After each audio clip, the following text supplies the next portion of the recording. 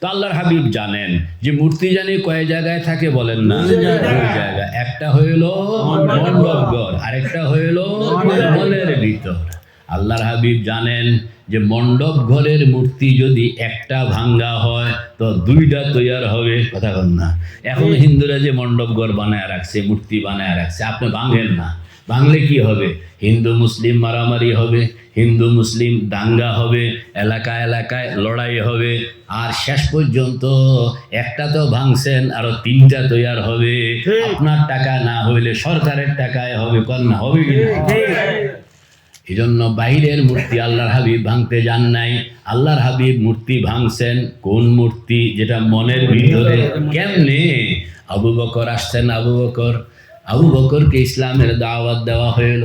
আবু বকর জিজ্ঞাসা করতে আসেন, ইয়া রাসূলুল্লাহ, ইসলাম কলমা তৈয়ব লা ইলাহা ইল্লাল্লাহর অর্থ কি?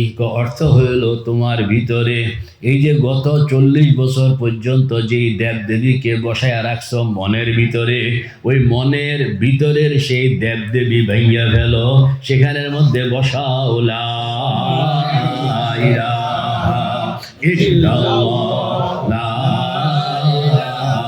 ইলাহা ইল্লাল্লাহ, লা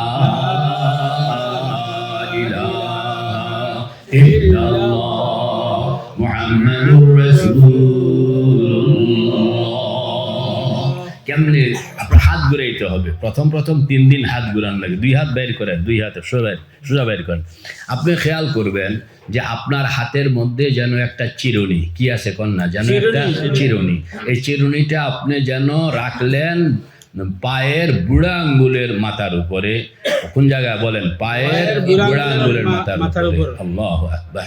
সেখান থেকে আপনি লা বলে টান দেন না, লা, একবার মাথার উপরে লয়ে যান, পিছনে ফেলে দেন ইলাহা, কলবের মধ্যে নূর ঢুকান ইল্লাল্লাহ।